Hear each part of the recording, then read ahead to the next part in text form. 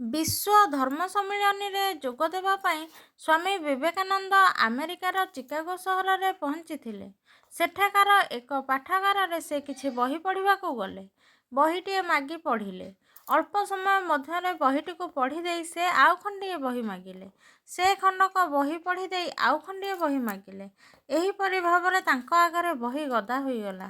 ଗ୍ରନ୍ଥକାରିକା ବହି ଦେଇ ଦେଇ ଥକି ପଡ଼ିଲେ।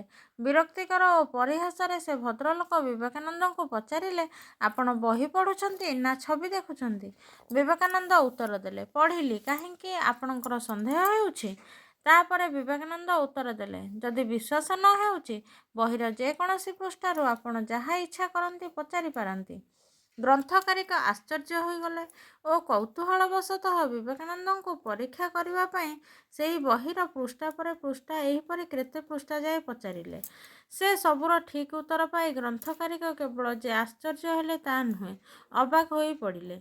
ଗ୍ରନ୍ଥକାରିକା ପୁସ୍ତକାରର ମନ୍ତବ୍ୟ ପୁସ୍ତକରେ ଲେଖିଦେଲେ, ମୁଁ ଏହିପରି ଜଣେ ସ୍ମରଣ ଶକ୍ତି ସମ୍ପନ୍ନ ଲୋକଙ୍କୁ କେବେ ଦେଖି ନାହିଁ, ଯିଏ ବହିର ପୃଷ୍ଠା ଉପରେ ଥରେ ମାତ୍ର ଆଖି ପକାଇ ଦେଇ ସାଙ୍ଗେ ସାଙ୍ଗେ ବିଷୟବସ୍ତୁକୁ ଆମୂଳଚୂଳ ମନେ ରଖି ଦେଇ ପାରନ୍ତି।